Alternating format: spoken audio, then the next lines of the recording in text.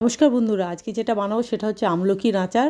তো এটা আমি ফার্স্ট টাইম বানাচ্ছি, আর এটা আমার নিজস্ব কোনো রেসিপি নয়। আমি এটা দেখেছি আমলকি এই সময় শীতকালে আমলকি খুব ভালো পাওয়া যায়, এবং সেটা তাহলে আমলকি খাওয়া মানে শরীরের জন্য খুব ভালো। তাই আমি বললাম তাহলে একটু আমলকির আচার করি। এই সময় যখন আমলকি শীতকালে পাওয়া যায়, তো আমলকিগুলোকে প্রথমে একটুখানি জল দিয়ে নুন জল দিয়ে সেদ্ধ করে নিলাম। সেদ্ধ করার পর এখানে 2টো সিটি দিয়েছি, আর আর বেশি আমলকি দিইনি, প্রায় 150 থেকে 200 মতো আমলকি আছে। তো সেটাকে সেদ্ধ করে নিয়েছি, জলটাকে ছেঁকে নিয়েছি আমি। জলটাকে ছেঁকে নেওয়ার পর এগুলোকে ভালো করে ছাড়িয়ে নিয়েছি। আর একটু গরম অবস্থাতেই ছাড়িয়ে নিতে হবে, নাহলে না পরে ঠান্ডা হয়ে যাবে, ঠান্ডা গেলে তখন ছাড়াতে অসুবিধা হয়।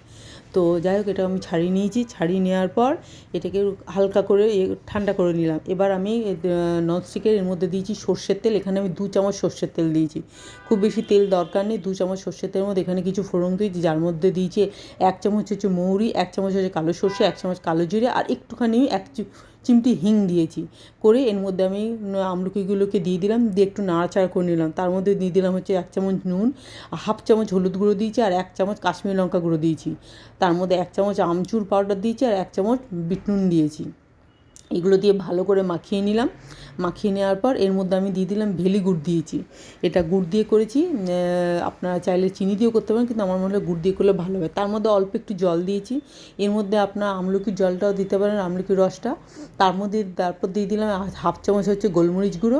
সবশেষে দিয়ে দিলাম একটুখানি গরম মশলার গুঁড়ো। তো এইটা আমি এরকমভাবে বানিয়েছি, আর সেটা খেতে সত্যিই সুন্দর হয়েছে, কারণ বানানোর সাথে সাথে আমি ভাত দিয়ে খেয়েছি। আর মেয়েও বলেছে খুব ভালো হয়েছে। পারলে এটা আবার ট্রাই করে দেখতে পারেন। আশা করি আপনারা ভালো থাকবেন।